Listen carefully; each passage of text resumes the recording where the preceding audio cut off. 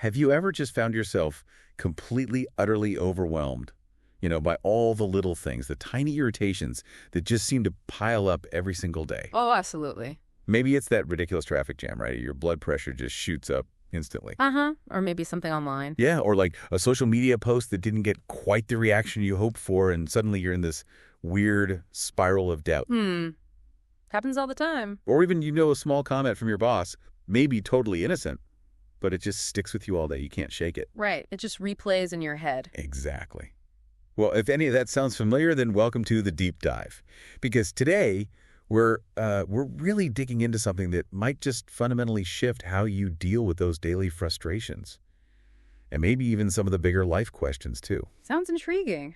What do we got? Today, our deep dive is centered around the core ideas from a huge international bestseller, The Subtle Art of Not Giving a Feck by Mark Manson. Ah, yes. Controversial title, very popular book. Very. And what's really cool for our exploration is that we're actually working from a fantastic Hindi summary of the book. Oh, interesting. So bringing in a slightly different perspective or framing. Exactly. It's not just about, reading the book itself, but about how these ideas land, how they're communicated in a way that really resonates, especially through this summary. Yeah. Our mission here is pretty clear. Okay.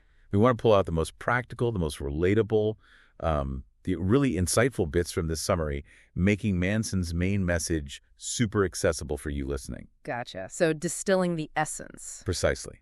And let's be super clear right up front. This isn't about becoming indifferent, not about just checking out and not caring about anything. Right. That's a common misconception with that title. Totally. It's actually the opposite. It's about mastering this, subtle art, as he calls it, of wisely choosing what actually deserves your energy, your attention. So it's selective caring, essentially. Perfectly put. Think of this deep dive as us kind of uncovering maybe a rule book, a really practical guide for navigating modern life.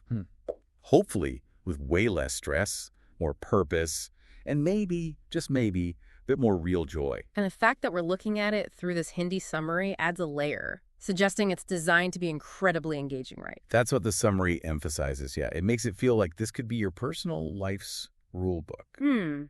Not just another dry self-help thing. Definitely not. It's not academic. It's not preachy. It's written, or at least summarized, to speak directly to, the average person, using these vivid, everyday examples that just click. So it feels relevant, grounded. Exactly. It's pragmatic. It's aimed at helping you live more intentionally, cutting through all the noise of modern life so you can actually focus on what adds real value. Which, at its core, is about managing your resources, right? Your emotional and mental energy, making smart investments there. You've got it.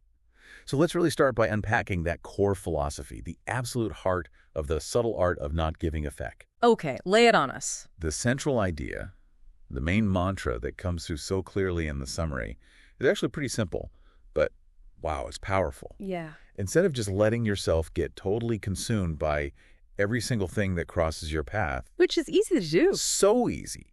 You consciously, intelligently choose only those things that genuinely matter to you. Okay. It's about adopting a smart, actually quite positive and really effective way of, not giving a feck, as Manson puts it. So it's strategic indifference, almost. Not indifference to everything. No. But a focused indifference to the unimportant stuff, the noise. Exactly. You nailed it. Strategic indifference. I like that. Well, let's connect that to daily life then. Yeah. Manson introduces this idea of carrying energy, right? Yes.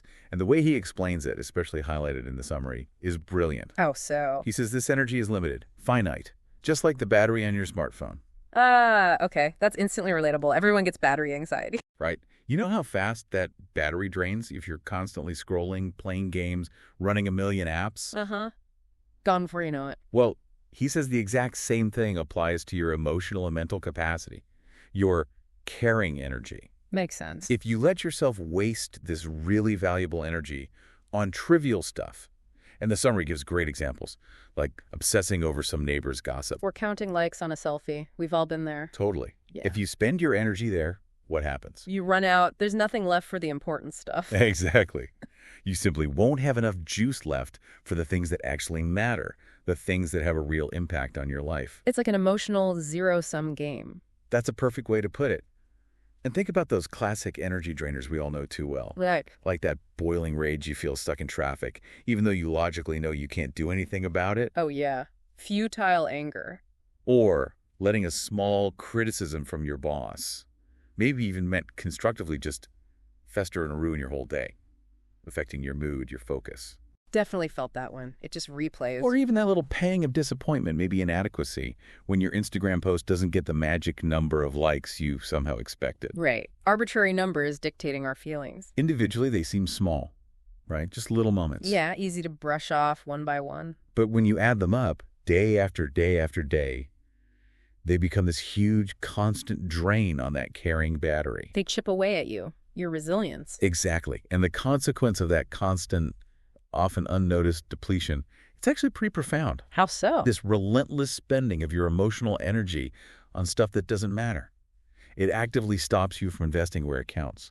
So you're too drained for the big things. Right. You might feel perpetually exhausted, mentally foggy, emotionally flat. It makes it incredibly hard to chase those dreams you have, or to really nurture your important relationships properly, or even just work on your own personal growth. It creates a cycle, doesn't it? The trivial stuff drains you, so you don't have energy for the meaningful stuff, which maybe makes you feel worse, so you focus more on distractions. Exactly. It's a debilitating loop. And Manson really hammers this point home. You only have so much capacity to give effect. You must choose wisely where you spend it. Okay, so boiling it down. This whole not giving effect thing isn't about apathy. It's not about being cold or indifferent in general. Absolutely not. It's the opposite. It's a conscious, smart, deliberate prioritizing of your mental and emotional resources. Yes. It's about strategically picking your battles, deciding what you'll allow to affect your inner state. And then, crucially, learning to let the rest go. Gracefully, hopefully. Precisely. It's an active decision not to pour your energy, your time, your emotional well-being into things that just don't align with your purpose, your values, your well-being. It's an active choice, not passive resignation. Right. Which leads us to a really important question for you listening right now. How often do you really feel that carrying energy, battery draining, maybe hitting low levels on things that, if you're honest, just don't matter in the grand scheme of things? That's a tough question to face, honestly. It is. Are you maybe letting the emotional equivalent of like a low count drain the energy you need for a real conversation with someone you love, or to tackle that big project at work? Yeah. Misallocating resources, basically. Yeah, exactly. And this deep dive really is designed to help you spot those drains, those energy vampires. And more importantly, learn how to consciously redirect that vital energy back to where it truly belongs. Back to your growth, your relationships, your sense of fulfillment. Okay, so we've got the core idea. Now tell me more about the book itself, because you said it's not a typical self-help guide. Right. The subtle art of not giving effect is really different. And the Hindi summary we've been looking at absolutely emphasizes how engaging and unfiltered it is. Unfiltered, how so? It's not academic, not stuffy. Right. It feels vibrant, alive, refreshingly direct. Okay, so what makes it compelling? You mentioned the summary highlights its artistry. Yeah, the way Manson puts it all together, the summary describes it as this, ingenious mix of really personal stories. Okay. Genuinely funny, often self-deprecating anecdotes. Always good. And maybe most importantly, some pretty uncomfortable but absolutely necessary truths about life. Right. The kind of stuff other books maybe gloss over. So it doesn't shy away from the messy parts. Not at all. It dives right in. It's less about abstract theories and way more about lived experience, raw and real. That's why it connects. It feels like a friend talking to you, not a guru preaching. Exactly. And that's a huge part of its appeal. Manson doesn't lecture from on high. The summary makes a point of saying he shares his own journey, warts and all. Including failures. Absolutely. He talks about his experiences, things he's seen, even his own public screw-ups. That vulnerability makes it incredibly relatable. It builds trust. Yeah, you feel like he gets it because he's been there. Totally. And he really challenges our standard ideas of happiness. The summary points out that for Manson, happiness isn't about feeling, happy all the time, like some forced smile. Which is what a lot of self-help seems to promise, right? Constant bliss. Exactly. Instead, he says it's about choosing the right problems to deal with. Okay. Choosing your problems. Yeah. And finding real enjoyment, real satisfaction in the process of solving them. It completely redefines what a good life looks like. That is a fundamental shift. It takes the pressure off feeling happy 24/7. Right. It flips the script on that societal pressure to be constantly cheerful, always positive. Instead, a meaningful life is defined by the challenges you choose to take on, the struggles you think are worthwhile. Precisely. And the satisfaction you get from tackling them. And talking about his style, the summary keeps praising his language. Relatable, direct, quick-witted. So it feels like a real conversation. Yeah, like that deep, honest chat you have with a good friend over coffee or tea. Not a formal lecture. That tone is key to its impact. I can see that. Makes it much more digestible. Oh, absolutely. And to perfectly capture that relatable vibe, the Hindi summary uses this fantastic analogy. I love this. It says, it's like that conversation you have with your friend at a dhaba. You know, like a casual roadside eatery in India, maybe over parathas or something. I get the picture. Very down to earth. Totally. Where he just leans in and says, dude, I stopped listening to my boss's nonsense, and now I'm happier in my job. Huh. That's brilliant. So simple, so direct. Isn't it? That's the essence of the book. Yeah. That practical, unvarnished wisdom you get from a real friend, not some distant guru. Wisdom born from actual life experience. Which prompts a thought for you listening. Think about it. How many times has a chat with a friend felt more genuinely helpful than any formal advice? Right. That honesty, that directness, understanding the messiness of life. This book, it seems, aims to be that friend, offering straightforward advice without sugarcoating things. Exactly. It's a testament to authentic communication, really. Okay, so let's get into the nitty-gritty.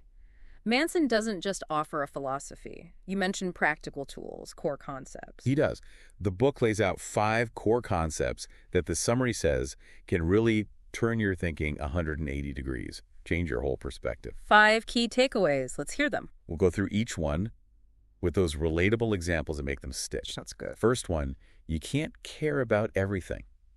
This is foundational. It's about liberation from this modern burden of, well, caring too much about too many things. The finite battery again. Exactly. Your caring battery is limited. If you let every little slight, every competitive situation, every judgment get under your skin. You burn out. Simple as that. Emotionally exhausted. Right. It's not just tired. It's decision fatigue, emotional overload from processing junk that doesn't serve you. So what's the application? How do you stop doing that? The summary really highlights this. You have to consciously, deliberately prioritize your energy for what truly matters to you. Your career, maybe. Your family's well-being. Your health. Your creative work. Whatever your core things are. And the rest. The rest, the neighborhood gossip, random opinions online. You acknowledge it, maybe, but then you consciously choose to ignore it. Let it float by. It's like mental triage, sorting the urgent and important from the noise. Perfectly said. Mental triage. Here's a daily example, straight from the vibe of the summary. Okay. Imagine your friend posts amazing photos from their fancy Goa trip. Instantly, you feel that pang of jealousy, right? Why them? I wish I could do that. Ugh, yeah. The comparison trap. The book's response, basically. Don't care about her trip. Seriously, that's her life. Focus your energy back on your goals. Like finishing that online course you started. Exactly. Or working on your side hustle. Shift your gaze from comparing outwards to building inwards. It's not about being happy they didn't go, just acknowledging their success doesn't detract from yours. Precisely. It's not apathy towards others. It's conscious allocation of your limited mental bandwidth. Which is liberating, freeing yourself from needing external validation or constantly measuring up. Totally. When you choose not to care about things that don't align with your values or purpose, you reclaim so much mental space and energy. Energy you can then reinvest in what actually matters to you. Exactly. Okay, number 2. This one really challenges conventional thinking. Happiness comes from solving problems. Okay, that sounds counterintuitive. Happiness comes from problems. Right. The core idea is that true, lasting happiness is not the absence of problems. Not at all. So what is it then? According to Manson, it's about consciously choosing and actually enjoying the process of solving the right problems. Your right problems. He argues problems are inevitable. They're part of life. You can't escape them. The key is which problems you choose to have and how you engage with them.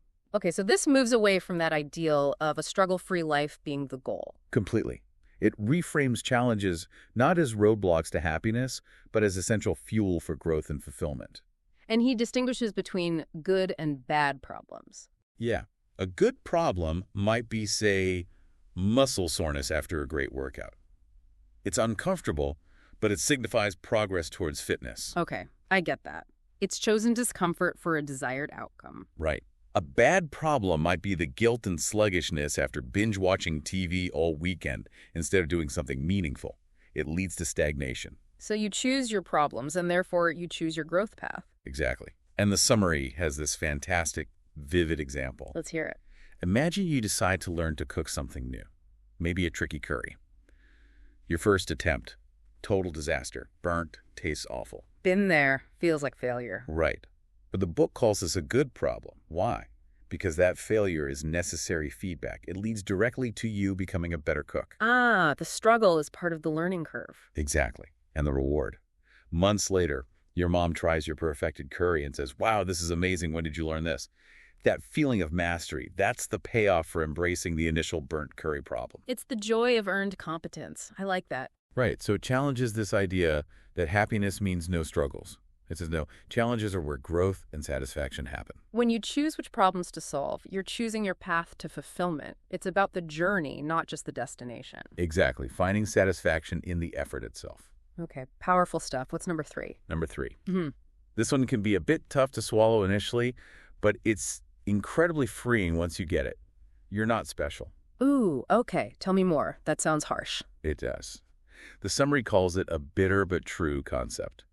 In the grand scheme, nobody is a unique snowflake in every single way. We're all average in some respects. Yeah, to some extent in different areas. And Manson's point is that's totally, completely, wonderfully okay. It's okay to be average. Yes. The goal isn't to chase some impossible ideal of being the best at everything. It's to embrace your averageness where it exists, and within that, find what does make you special or where you can excel. So it's an antidote to that pressure to be exceptional all the time, especially with social media showing everyone's highlight reel. Exactly. That constant pressure leads to anxiety, imposter syndrome, burnout. Trying to be universally superior is exhausting and unrealistic. So practically, it means accepting limitations. Yes. Accept your limits, know that perfection is a myth, and focus on making small, consistent, sustainable progress. It's a healthier path to improvement. Okay, give me the daily example for this one. Right. Let's say you want to start a YouTube channel, but you immediately think, I have to be as huge as Mr. Beast right away. Instant paralysis. The goal feels too big. Totally. Manson's advice, basically. Chill out. First, focus on getting 10 subscribers. Celebrate that. Start small. Build momentum. Exactly. You might be average now in the sea of creators, but you can improve with every video you make. Start where you are, humbly. Don't be intimidated by some impossible ideal. That is grounding. Stop comparing your behind-the-scenes mess to everyone else's curated highlights. Right. Focus on your own incremental progress. Embracing averageness in some areas actually frees up energy. Focus on where you do want to excel, where it matters most to you. Precisely. It's about consciously specializing your caring, leading to deeper satisfaction. Okay, makes sense. What's number 4? Number 4 is crucial for resilience. Embrace failure. Ah, the F word. We're often taught to fear it. Exactly. But the Yeah. core idea here is stop fearing failure. It's not the end. It's not proof you're inadequate. What is it then? It's an essential, non-negotiable part of growth and learning. The path to any real success is almost always paved with failures. Lots of them. So how many opportunities have we missed because we were afraid to fail? That's the question, isn't it? If you avoid trying new things, applying for that scary job, joining that dance class because you're scared you might suck at it. You stay stuck. You never progress beyond your comfort zone. Exactly. This principle pushes for a growth mindset. Mistakes, setbacks, they're not defeats. They're invaluable learning opportunity. It builds resilience, adaptability. Totally. Okay, daily example time. Hit me. You work hard on a presentation, but it bombs. Your boss says slides were boring, delivery was flat. Yep. Ouch. Yeah, that stings. What's the Manson response? Basically, no worries. Figure out what went wrong, learn from it, make better slides next time, practice your delivery. Simple. Direct. Like your mom saying, the first pancake always sticks, try again. Exactly. It's just part of the process, not a personal failing. So it encourages a constructive approach, not wallowing, but extracting the lesson and moving forward. Right. Analyze, learn, apply, bounce back faster, adapt better. Failure isn't the obstacle, it's the feedback mechanism. Okay, that reframes it significantly. And the final one, number 5. Number 5 is really foundational. It anchors everything. Choose your values. Choose your values, okay. The core idea is that your life, Your decisions, reactions, happiness is driven by your underlying values. What you hold important. Exactly.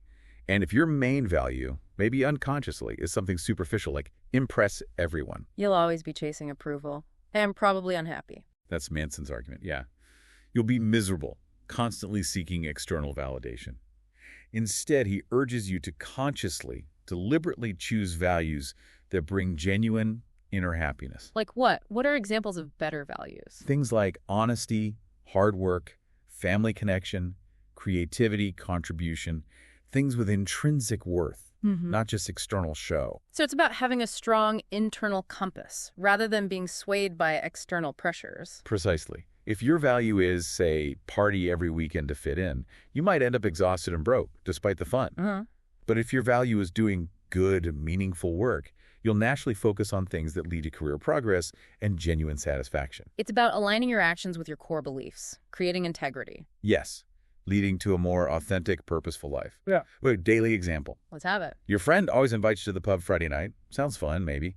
But you really value your fitness and health. The classic dilemma, fun versus goals. The book's advice: politely decline, go to the gym. Yeah? And if your friend asks why you skipped, You just say, dude, I'm following my values. Fitness is my priority right now. Confidently, without guilt. that's empowering. It puts you in control, defining success and happiness on your own terms. Exactly, not just adopting society's metrics.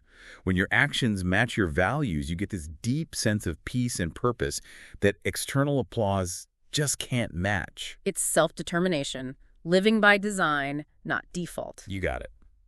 So those are the 5 biggies. Okay, powerful concepts. But the big question is always, how do you actually do this? How do you apply it day to day to make life, as the summary says, easier and more fun? Great question. Because it's not just theory, right? It needs to be practical. Exactly. What are the actionable steps? Well, the summary offers some really great concrete tips you can start using literally today. Okay, I'm ready. Tip number 1. First, each morning, take just 5 minutes. 5 deliberate minutes to think, what will I actually care about today? What deserves my limited energy? Setting your intention for your caring battery. Exactly. Like, okay, I will care about hitting my project deadline, but I will consciously choose not to care about the office gossip. It acts like an emotional filter for the day, setting boundaries early. Right. Brilliant. Simple exercise. Yeah. Second tip, Yeah. solve small problems creatively. Remember that traffic jam frustration? And the futile anger. Manson challenges you to solve it. Not by magic, obviously, but by reframing your experience. Oh. Instead of fuming, put on an audiobook. Listen to music you love. Call a friend. Hands-free, of course. Turn that dead time into something enjoyable, or at least productive. Cognitive reappraisal. Changing how you think about the unavoidable frustration. Exactly. Powerful mental shift. Okay, third tip. Which is? Celebrate failure. Yeah. This is so counterintuitive, but so important. Right, we covered embracing it, but how do you celebrate it? The next time something flops a date, ghosts you, a project fails, instead of beating yourself up, the suggestion is to actually laugh, genuinely, and say, okay, lesson learned. Then, crucially, apply the lesson and plan a better next date or a smarter next attempt. It takes the sting out. Turns setbacks into stepping stones. Like that. Doesn't it? Okay, fourth tip. This one is foundational. Lay it on me. List your values. Actually write them down. What truly, deeply matters to you. Family, career, health, integrity, creativity. Whatever they are for you. Get them down on paper. Then, use it as a filter. exactly. Check your big decisions against this list. If health is on there, maybe you think twice before ordering that late-night pizza. It keeps you aligned. Creates that internal compass we talked about. Makes decisions easier, maybe? Hopefully clearer, at least. And the summary gives another great example to tie these tips together. Oh, yeah. What is it? Okay, imagine you share a funny meme in your local community WhatsApp group. Just trying to make people chuckle. Okay, standard stuff. And then some auntie in the group comments, what nonsense is this? Inappropriate. Awkward. You feel defensive, maybe embarrassed. Right. But the book's take. Direct as always. Don't care about the aunt's comment. That's it. Pretty much. Your value was sharing humor with friends. Did you achieve that for your intended audience? Probably. So let the irrelevant criticism go. Focus on the next funny meme. Wow. How liberating would that actually feel? To just brush off petty criticism and focus on your intention? Seriously, it's not about being rude. It's about reclaiming your peace of mind. Deciding what gets space in your head. Asserting mental autonomy. I like that. Me too. Okay, now, for what might be the most fun part. and maybe the most freeing. Ooh, intriguing. What is it? It's how this whole philosophy just liberates you from that exhausting race to be perfect. All the time. In everything. The perfectionism trap. It's Yeah, exhausting. totally. Manson strongly suggests that the real joy of life isn't in some flawless, pristine state. It's in the messy, beautiful imperfections. Embracing the chaos. Kind of. Did your toast burn? Laugh? Make another? Did your big project slop? Okay, learn from it. Adapt. Make the next one better. It's about resilience, not flawlessness. Exactly. The book encourages being bold. The summary uses that great Hindi word, bindas, meaning carefree, uninhibited. But not reckless. No, that's key. Bold, but with purpose. Guided by those values we talked about. It's such a refreshing take compared to the usual self-help pressure for constant impossible improvement. It sounds more human, more achievable. It does. And the summary has this hilarious, relatable example to illustrate embracing imperfection. It's my favorite. Okay, share it. Right. Next time your mom asks, maybe slightly annoyed, why haven't you washed your clothes yet?